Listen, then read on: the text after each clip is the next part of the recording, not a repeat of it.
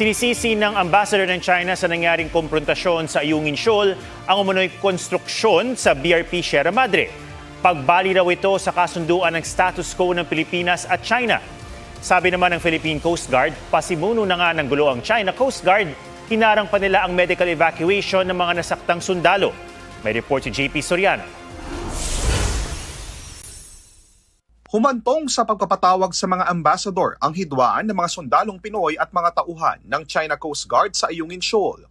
Ang ating ambassador sa Beijing pinaharap sa Chinese Foreign Ministry. Pinatawag naman ni Pangulong Bongbong Marcos ang Chinese ambassador. Ayon sa isang high-ranking official na kasama sa pulong, very strong words ang ginamit ng Pangulo sa kanyang mensahe sa ambassador. Sa gitna naman ng 59th ASEAN Foreign Ministers Meeting, ipinaabot ni Foreign Affairs Secretary Maria Teresa Lazaro kay Chinese Foreign Minister Wang Yi ang pagkondena ng Pilipinas sa nangyari sa Ayungin. Ang pag-iit na manatiling mahinahon, iwasan ang mga mapanghamong hakbang at plantsahin ang mga gusot alinsunod sa UNCLOS at sa 2016 Arbitral Award.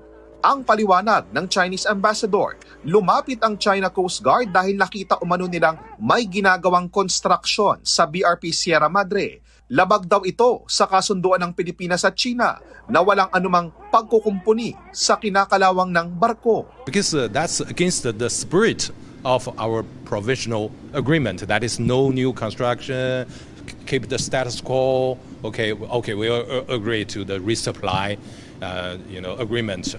But we found they're doing something new. Then they send boats and people to challenge us, to provoke or something. Then something happened.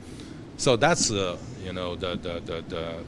whole story. Sinusubukan pang makuha ng GMA News ang panig ng Malacanang at DFA tungkol dito, pero nanindigan ang AFP at PCG. Hindi mga sundalo natin ang nagsimula ng gulo, kundi ang paglapit ng China Coast Guard sa BRP Sierra Madre, ang outpost ng Pilipinas sa Ayungin.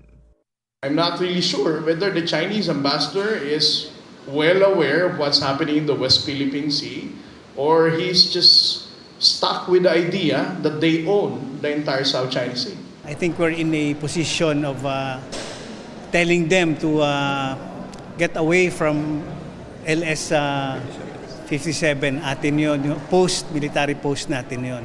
Ang sinabi naman ng China Coast Guard na pinagbigyan nila ang medical evacuation sa ating mga nasaktang sundalo, pinasinungalingan ng National Task Force for the West Philippine Sea. Giit ng AFP, hindi nila kailangang humingi ng permiso ng China. Pahirapan pa nga ang medevac ayon sa PCG dahil sa pangaharang at pagraradyo ng China sa BRP Melchora Aquino at BRP Malapascua. Attention all ships, attention all ships. Security, security, security. This is Philippine Coast Guard vessel BRP Melchora Aquino, MRRV 9702. Humanitarian assistance and disaster response operation.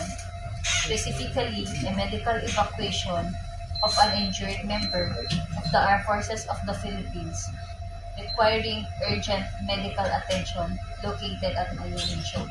China has indisputable sovereignty over Nansha Qundao and its adjacent waters, including Renaijiao. Parang ang ambulansya, kailangan pa daw magpaalam sa kanila. We never ask permission from the Chinese government. Tagumpay ang medevac ng PCG at na-turn over sa AFP kaninang umaga ang dalawang sugatang Navy personnel. JP Soriano, GMA News.